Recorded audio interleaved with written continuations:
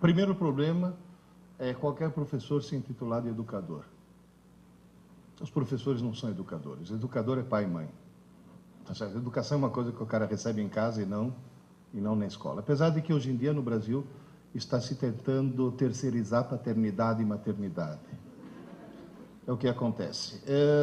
Fora a pós-graduação da PUC, eu dou aula atualmente, faz tempo, no Anglo, cursinho. O que é um cursinho? Alguém sabe? Não. O cursinho é a evidência cabal de que o sistema educacional brasileiro não presta. Que se prestasse, não existiria o cursinho. Esse que é o grande problema. Vou dizer, mas a situação é realmente tão catastrófica assim. Olha, eu comecei a dar aula com 18 anos. Eu tenho 63. Quando eu completei 60, fiquei muito feliz, porque descobri que o Estatuto do Idoso prevalece sobre o da criança e do adolescente. Agora eu posso bater nos alunos, que é um sonho que eu acalentei durante toda a minha carreira. Mas, na realidade, desde os 18 anos até hoje, só no cursinho eu já tive 99.200 alunos. Alguém aqui foi meu aluno? Não? O Lércio foi. Um dos diretores de vocês. Na realidade, o que eu notei nesse tempo todo? Uma coisa óbvia, que acabou sendo evidenciada e documentada em 2003. No ano de 2003, vocês vão dizer, mas, professor, por que o senhor usa um quadro e não um computador? Porque eu trabalho com computadores desde 1961. O primeiro computador que eu programei foi em 1961. Não era nem digital, era analógico. Em 1967, eu usava um dos 3 computadores que existiam no Brasil, na USP. Eu escrevi 14 livros de informática. Eu faço até hoje um programa na Rádio Eldorado para tirar dúvidas de informática. Por isso que eu não uso o computador. Agora, exatamente por isso. Em 2003, foi feito um exame chamado PISA. Para quem não está familiarizado, esse exame é um exame muito parecido com o Enem. É um exame que não mede conhecimentos, mede competências. Mede se o aluno sabe interpretar um texto, se sabe entender um gráfico, se tem raciocínio lógico, se tem raciocínio matemático. Participaram 41 países. O Brasil foi um dos convidados. O Brasil, e olha, os alunos escolhidos segundo o mesmo critério atuarial com a qual se escolhe, por exemplo, o pool de eleitores para fazer uma pesquisa eleitoral, para que seja bem significativo. Desses 41 países, a melhor colocação do Brasil numa das competências foi 4º lugar, de trás para frente. Ou seja, a melhor colocação que nós tivemos foi penúltimo. Na maioria das competências nós somos penúltimos. Agora, em matemática não, fomos os últimos mesmo. Ou seja, senhoras e senhores, eu falo isso faz tempo, mas agora está documentado. O Brasil é o pior, se não o pior, um dos piores sistemas educacionais do mundo. Do mundo. Se os filhos estão na escola, então, a escola está no Brasil? Tá, então é péssima. Não, qualquer escola. Não, mas o colega... Não, qualquer escola. Porque eu lá no cursinho, eu recebo alunos que vêm das melhores escolas de São Paulo. Lá no cursinho, eu recebo alunos que vêm de escola que quando o filho nasce, o pai corre antes na escola fazer reserva de matrícula, depois vai no cartório registrar o filho, para ter certeza que ele possa se matricular, o privilégio de estudar naquela escola. Aí o cara chega na minha mão. Não presta. Por quê? A escola tem maus professores? Não, são ótimos. A escola tem má vontade? Não, é excelente. A escola não é profissional? É profissionalíssima, seríssima. Então qual é o problema? O modelo está errado. O paradigma educacional brasileiro está completamente equivocado. Só para vocês terem uma ideia, se você fizer um teste de QI e tentar determinar o número de pessoas que tem... Você arrumou canetas mais grossas, porque na televisão não aparecem as finas. Eu só queria ter certeza de uma coisa. Elas apagam? Tá bom. Deixa eu me reequipar aqui.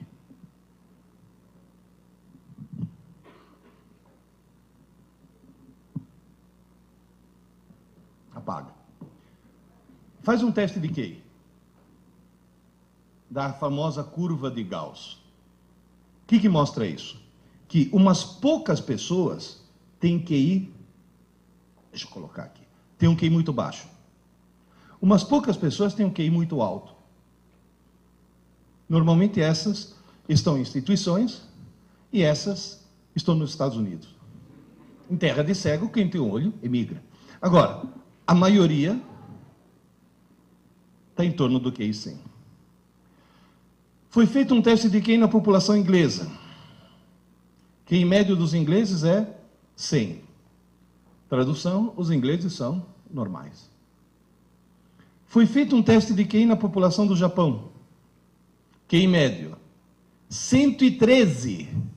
Muito acima da média. E vocês dois, por favor, tirem esse sorriso dos lábios, que é só japonês do Japão, viu?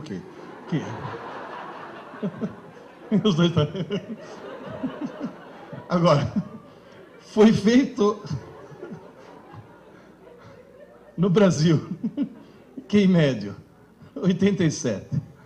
Tem gente que fala, é mania dos Niseis voltar para o Japão, que os 13 que faltam aqui são os 13 que sobram desse jeito. Na realidade, a situação está bem catastrófica.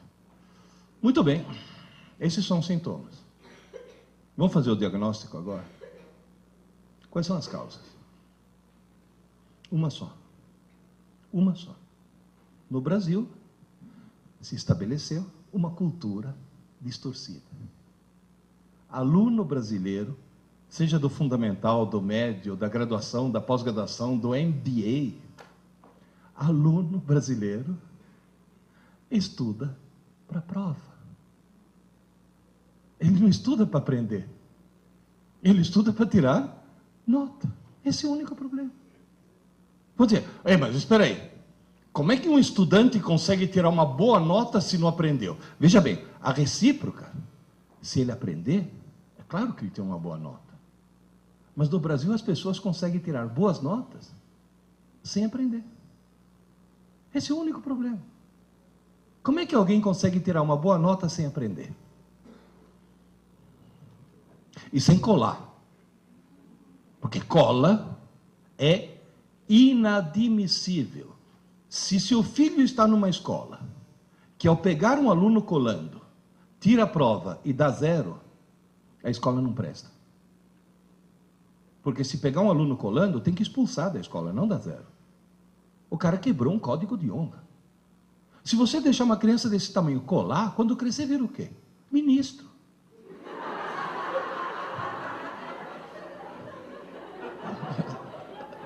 Tá certo?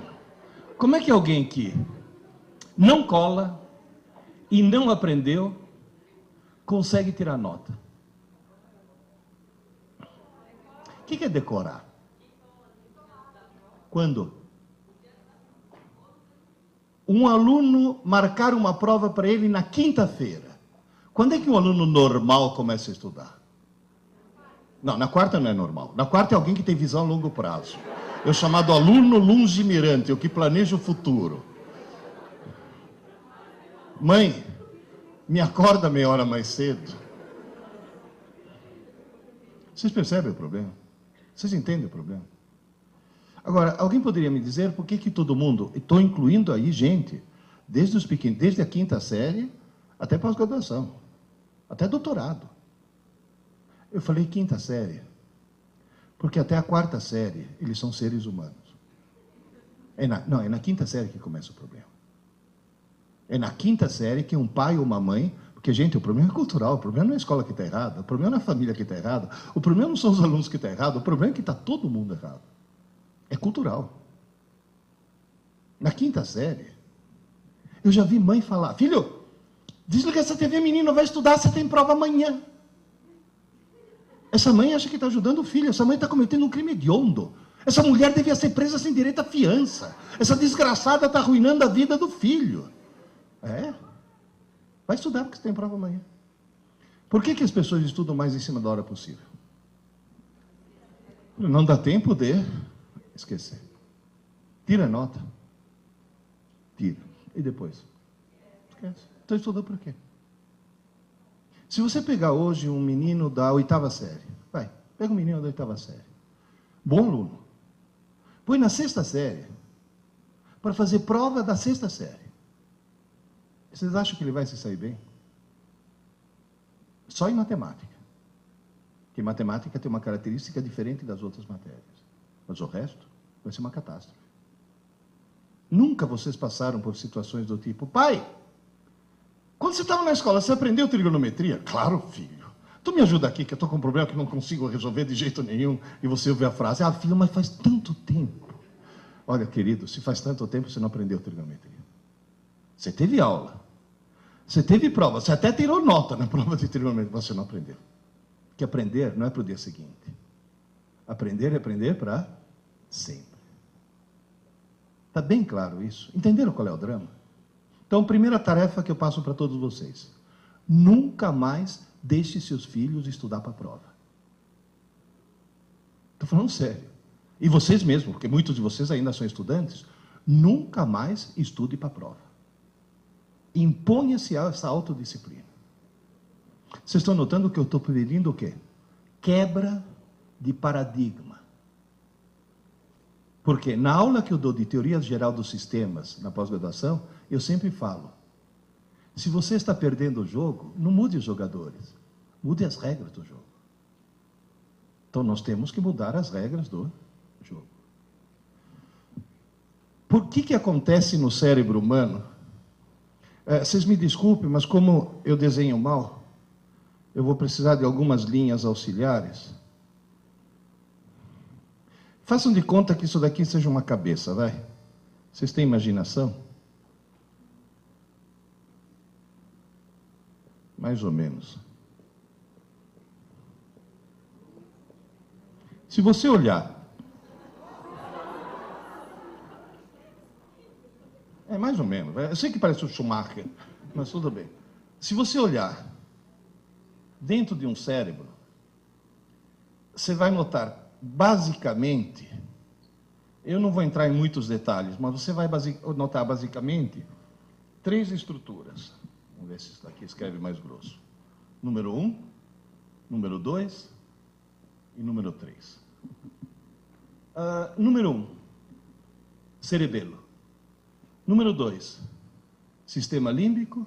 Número 3, córtex. Em qualquer uma dessas estruturas, se você quiser... Obrigado. Tem um cara escondido aqui atrás. Se você quiser, em qualquer uma dessas estruturas, escrever alguma coisa, ao contrário do computador, onde o hardware é fixo, e você muda o software, se você quiser escrever alguma coisa no cérebro, você tem que mudar o hardware. Escrever no cérebro é reconfigurar redes neurais. É desligar alguns neurônios, ligar outros, mudar a força de conexão de sinapses, é mudar o circuito. Aqui, escrever é muito difícil. Mas depois que você escreveu, você não apaga nunca mais. Você sabe andar de bicicleta? Sabe? Você já tirou as rodinhas? Já passou da fase? Faz pouco tempo. Para aprender a andar de bicicleta, você levou alguns tombos? Porque foi difícil, né? Agora, você fica 30 anos sem subir numa bicicleta. Você sobe, o que acontece? Você sai pedalando. Foi muito difícil escrever. Mas agora é impossível apagar.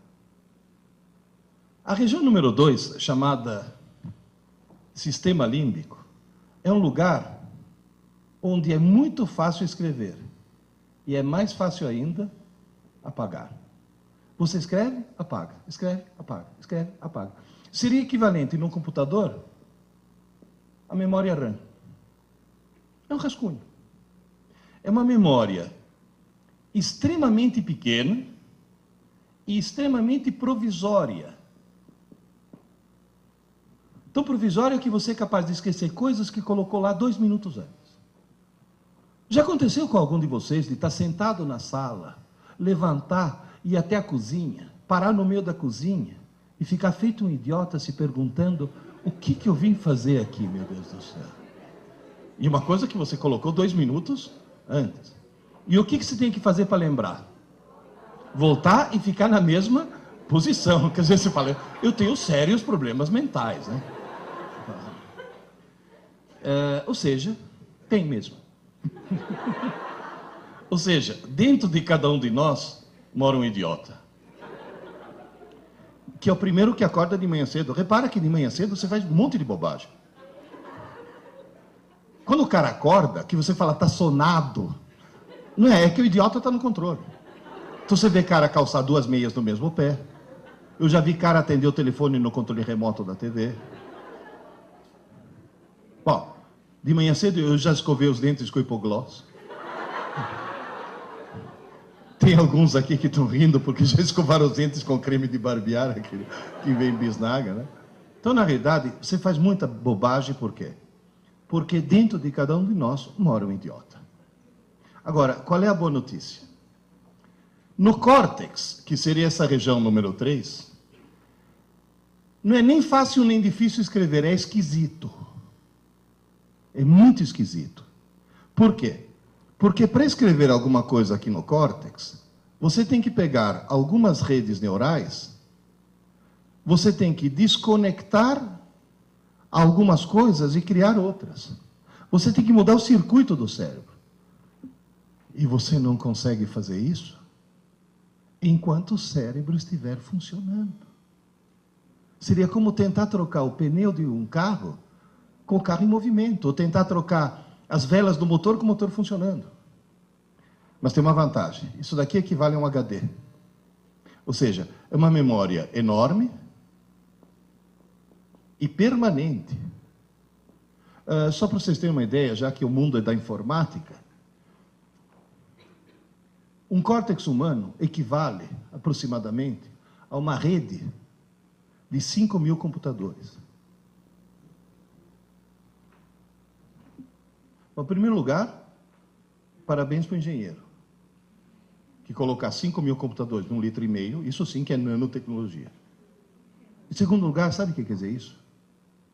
Que todo mundo, no fundo, é um gênio. Alguns bem no fundo, mas todo mundo é um gênio. Se alguém estudar 10 horas por dia, 10 horas por dia, todos os dias da semana, todas as semanas do ano e todos os anos de sua vida, a pessoa consegue esgotar a capacidade de armazenamento e processamento de seu córtex em aproximadamente 4 séculos. Está certo que a expectativa de vida aumentou, mas eu estou falando em 4 séculos. No máximo, quanto que alguém vai viver? 1. Eu pretendo morrer aos 96 anos, baleado por um marido ciumento. É o meu projeto de vida. Agora, 4 séculos significa o quê?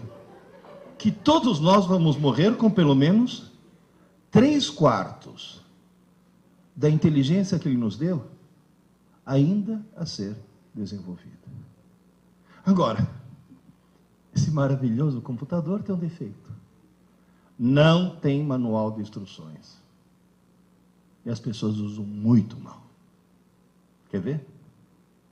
A hora que você vai fazer uma prova e estuda o mais em cima da hora possível, você está colocando as informações do idiota ou no gênio?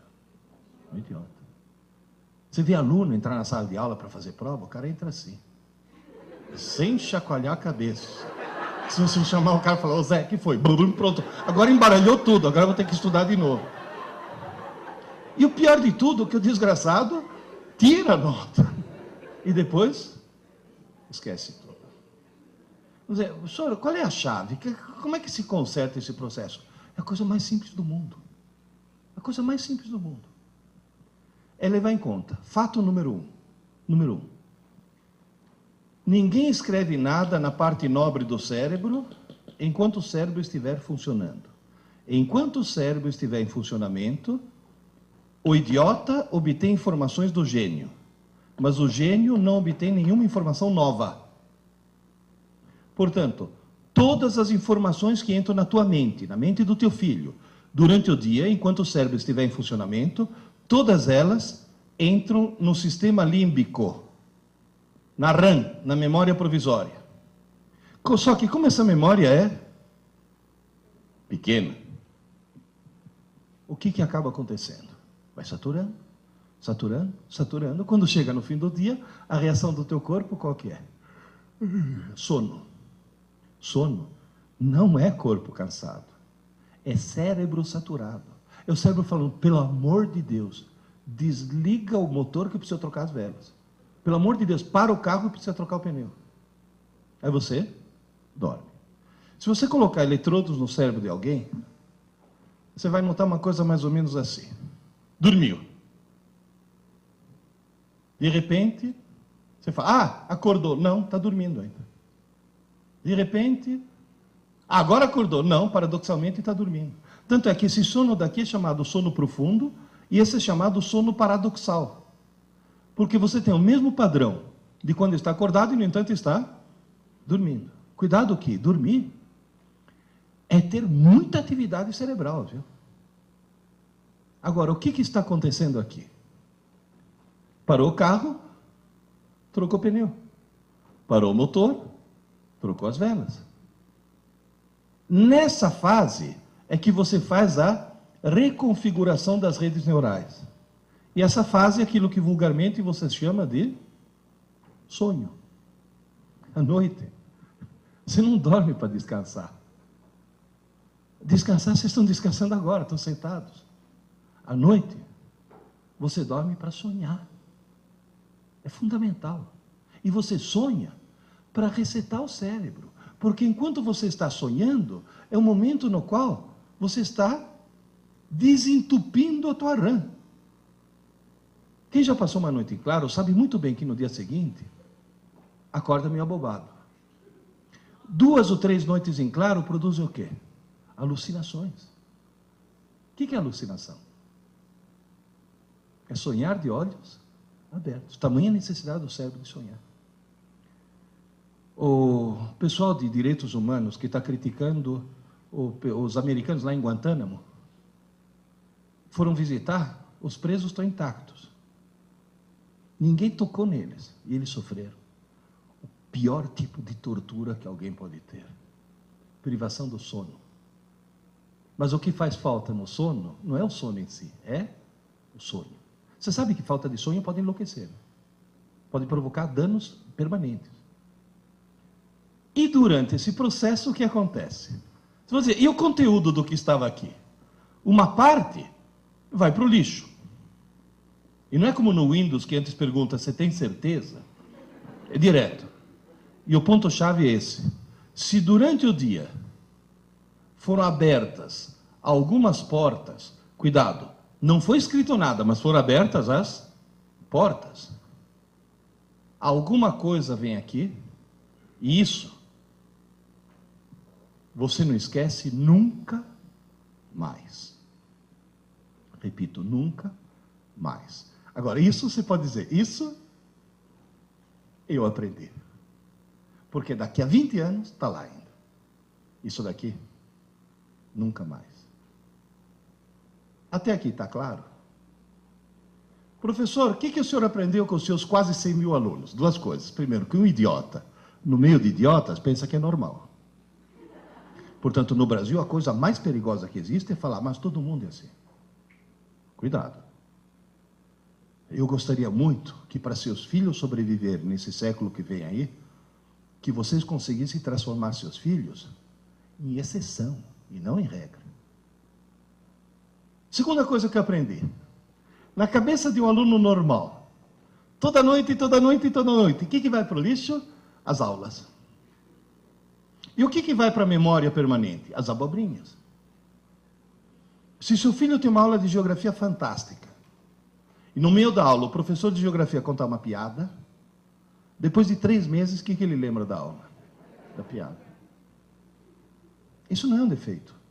Isso é uma consequência, sabe do quê? Do fato de que quem decide o que vai para o lixo e o que vai para a memória permanente não é uma rotina racional, é uma rotina emocional. Moral da história. Vocês já notaram que tem matérias que as crianças aprendem e matérias que eles não aprendem? E você vai olhar as que eles aprendem, o professor é simpático, e aquelas não aprendem, o professor é antipático. Então não é a matéria em si, é a carga emocional que é colocada em cima disso. O professor tem que ser simpático.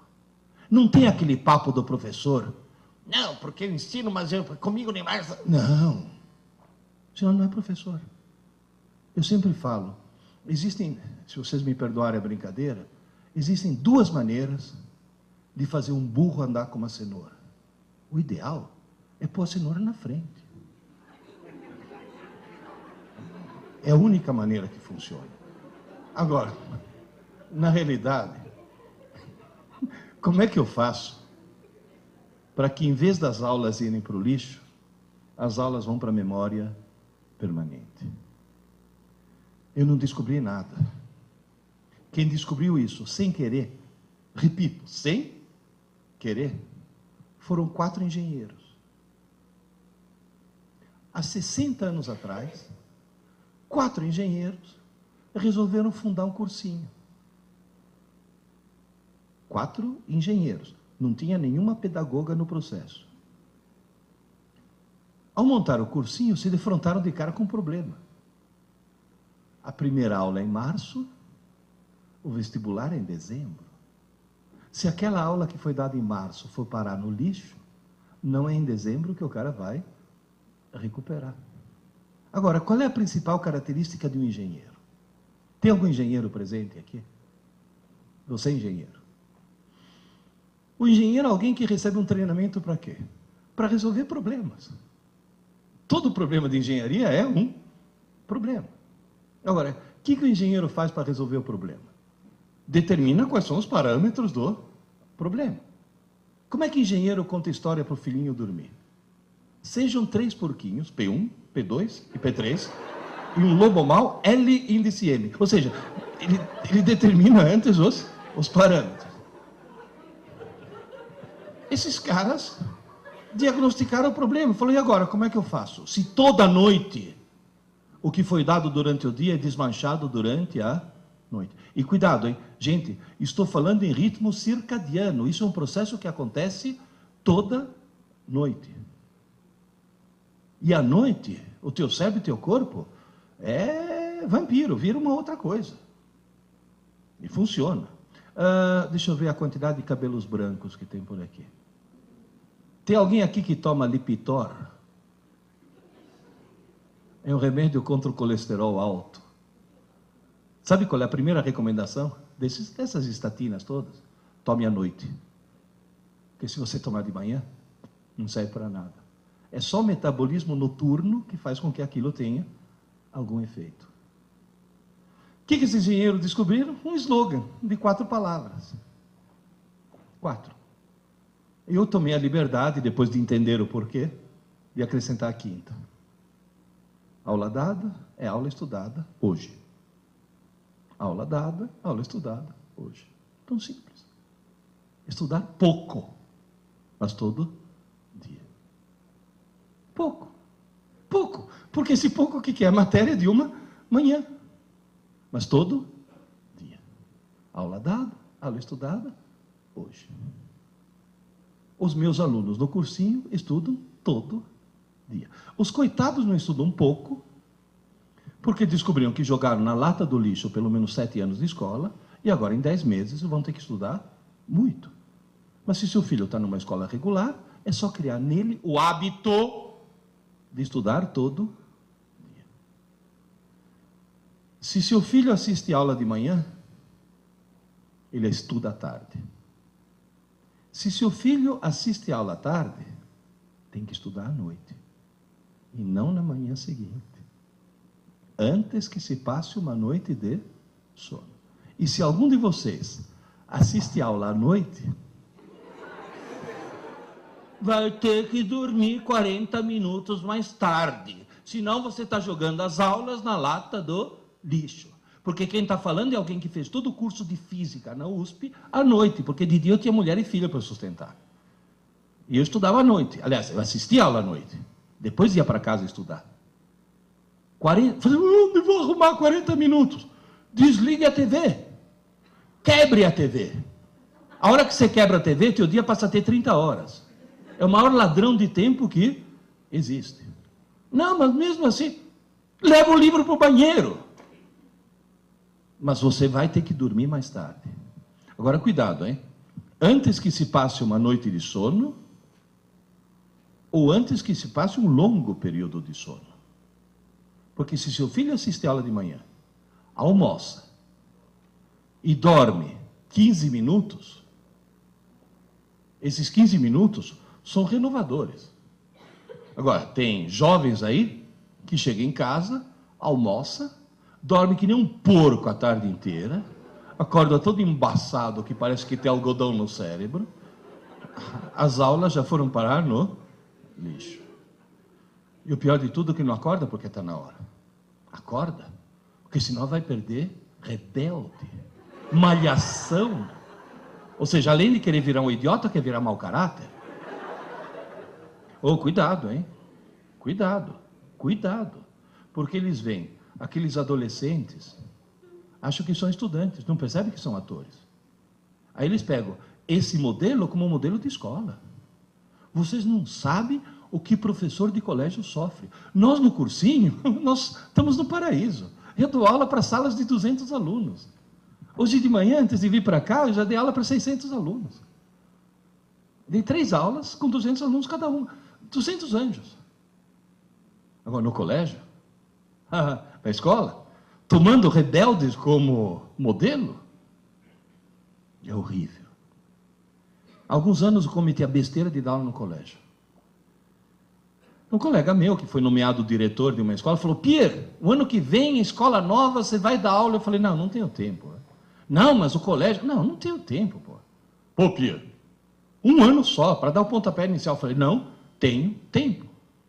Uma manhã por semana? Eu falei, não tenho tempo. Pô, eu já tinha falado com o diretor da escola, com o dono. A gente reservou para você uma manhã por semana, $3.000 por mês. Eu falei, quarta-feira. Como me arrependo. No meio de uma aula, ter que parar uma aula e falar, vocês duas aí, dá para parar, por favor? Sabe o que eu escutei? Ai, professor, a gente estava só conversando. Falei, como só conversando, sua deficiente mental? Sua imbecil crônica, sua cretina patenteada. Quem falou que durante uma aula você pode conversar? Ai, professor, o senhor está estressado. Eu dando uma aula, todo mundo prestando atenção, quando eu viro, está uma menina assim. Falei, filha, se liga, vai, presta atenção. Ai, professor, hoje não dá, estou na fossa. Falei, você está o quê? Ai, professor, estou na fossa, meu namorado me largou. Falei, fez bem. Fez bem porque se teu namorado não tivesse te largado, você correu o risco de casar com ele, ter filhos e propagar o gene da estupidez gerações afora. Alguém que assiste ela assim não pode se reproduzir. Você vai poluir o pool genético da humanidade. Não sabe o que é isso? Rebelde, malhação. Há alguns anos atrás, acho que uns 3 anos atrás, o coordenador do Angus chegou para mim e falou, Pierre, você se importaria se a Rede Globo interrompesse tua aula 8 minutos? Que a Rede Globo é assim, 8 minutos. Eu falei, não, tudo bem. Porque era 15 de outubro, que é o dia do professor, eles queriam homenagear um professor. Então entraram na minha sala. No meio da aula, luzes, câmera, ação. Entra toda a parafernália da Globo, a Ana Maria Braga, e no monitor veio o Louro José. Inteligentíssimo, o Louro José. Aí a Ana Maria ficou lá, fez pergunta, conversou comigo, conversou com os alunos, ficou 8 minutos, 10 minutos, 15 minutos, meia hora. Derrubou a entrevista no estúdio, derrubou tudo, só ficou lá. Porque o ponto estava dizendo, fica aí que o Ibope está subindo, fica aí que a audiência está subindo, porque sabe que a televisão é movida a audiência. Por quê? Porque dezenas de milhares de mães estavam vendo 150 alunos se comportando como seres humanos. Tanto é que uma hora que o Louro José estava falando com não sei quem no estúdio, em off, a Ana Maria virou para mim e falou: Pierluigi, quantos alunos tem nessa sala? Eu falei: 150, é pequena. Ele olhou para mim e falou: nossa, mas tão educados. Eu falei: Ana Maria, aqui é a escola de verdade. Aqui não é malhação.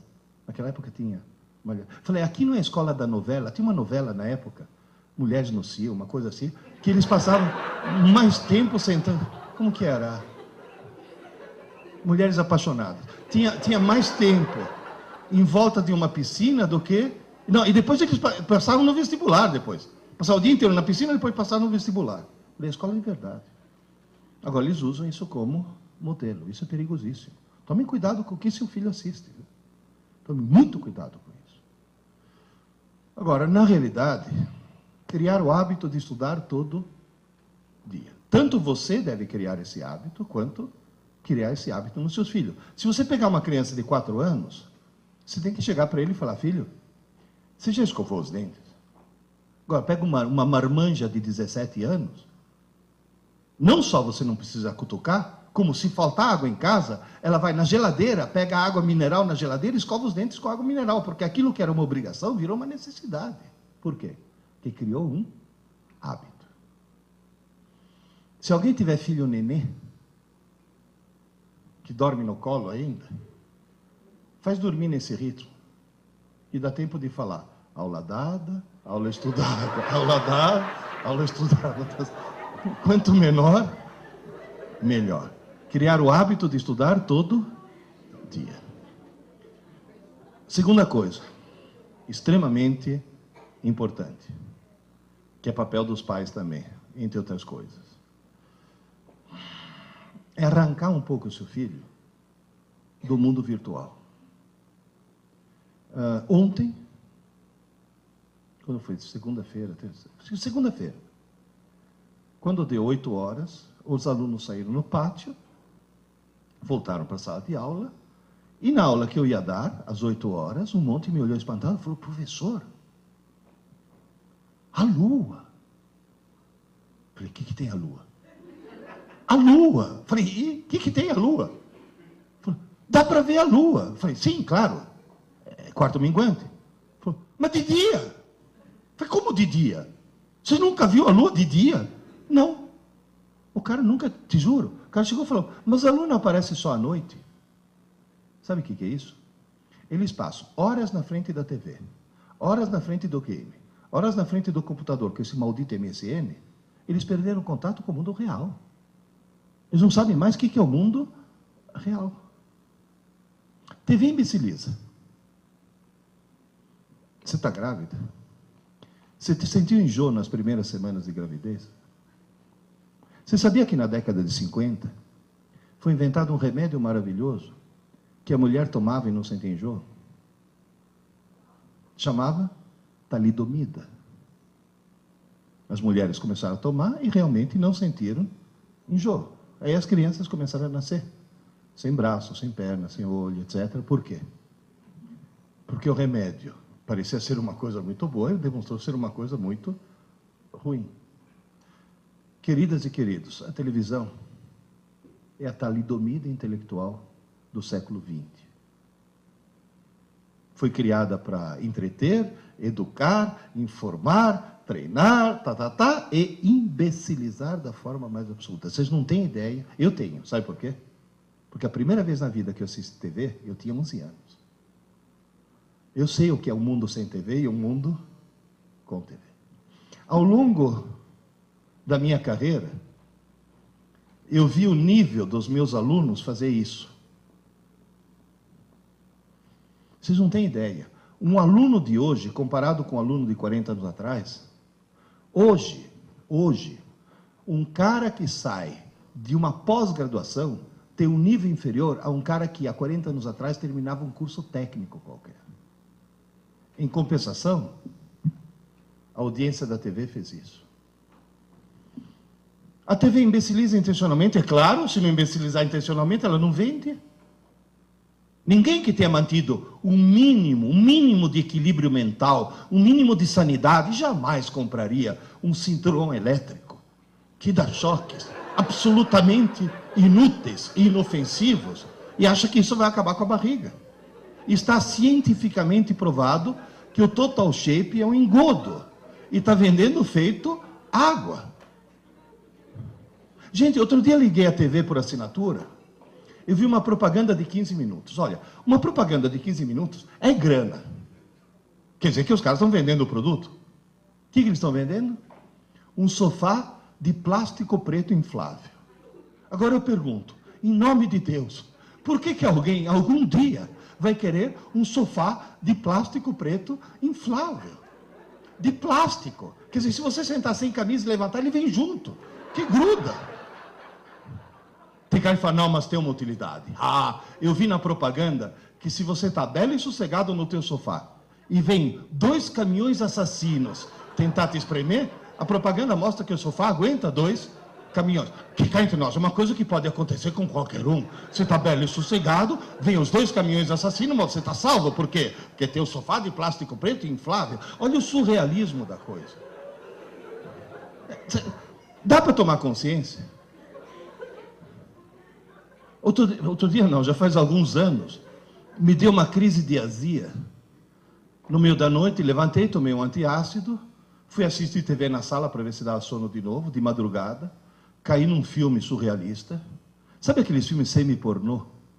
Não sei se já viram o que é. O enredo é mais ou menos assim, está chovendo, tira o sutiã. Quer dizer, não tem, uma coisa não tem nada a ver com a outra. Aí veio a propaganda. Gente, uma propaganda de 10 minutos, ou seja, uma grana preta. Eu não entendi o que estavam me vendendo.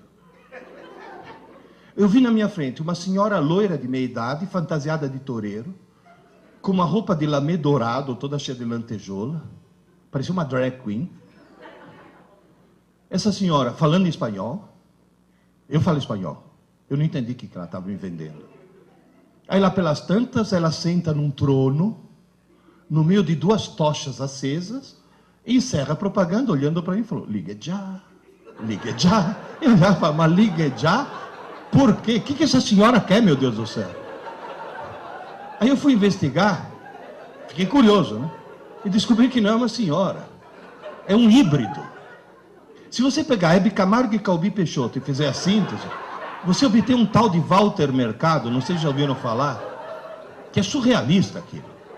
Agora, o que é de estranhar não é ter uma coisa estranha na TV. Que coisa estranha tem na TV do mundo inteiro. Nos Estados Unidos, quanto mais estranho e mais pervertido, maior o ibope. Lembra aquela charada? O que é o que é? Anda para trás, muda de cor e come criança. Michael Jackson. Ou seja, na realidade, quanto mais esquisito for, para a televisão é melhor. Agora, sabe o que é de estranhar? Esse tal de Walter Mercado, que já esteve no Brasil, depois foi para Colômbia, Venezuela, Argentina, agora está na Espanha. Ele fatura uma média de 240 milhões de dólares por ano. O que preocupa é que quando me fala liga já, as pessoas... Ué, o ano passado, a Rede Globo não conseguiu fazer com que 32 milhões de trouxas, pagando, ligassem para o paredão do Big Brother. Então me diz, a televisão imbeciliza ou não? Tem uma coisa que imbeciliza mais, game. Game. Vocês já entraram numa LAN house? Você já viu o que eles jogam? É assassinato. É assassinato o tempo todo. De repente não, em vez de estar assassinando alguém, está de carrinho, você fala, bom, esse pelo menos está aprendendo a dirigir, que nada, está atropelando velhinhas. Tum, tum. E se a velhinha tiver carrinho de nenê, tem um bônus. Ou seja, na realidade é a violência eletrônica. Professor, tem alguma coisa que imbeciliza mais o jovem, além da TV e do videogame? Tem. Computador mal usado. O famoso MSN. Eu sempre achei que MSN fosse, em primeiro lugar, perda de tempo. O cara está fazendo uma pesquisa, que é uma coisa ótima se fazer na TV. Ah, cuidado, hein, com uma coisa. Na TV não, no computador. Cuidado com uma coisa. Nunca deixe seu filho entregar um trabalho na escola impresso, hein? Sempre manuscrito. Porque eles entregam na base de Ctrl-V, Ctrl-C, né?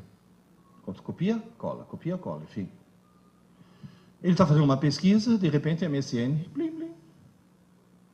Você sabe quem ficou com quem na balada de sexta-noite? Aí pronto, perdeu.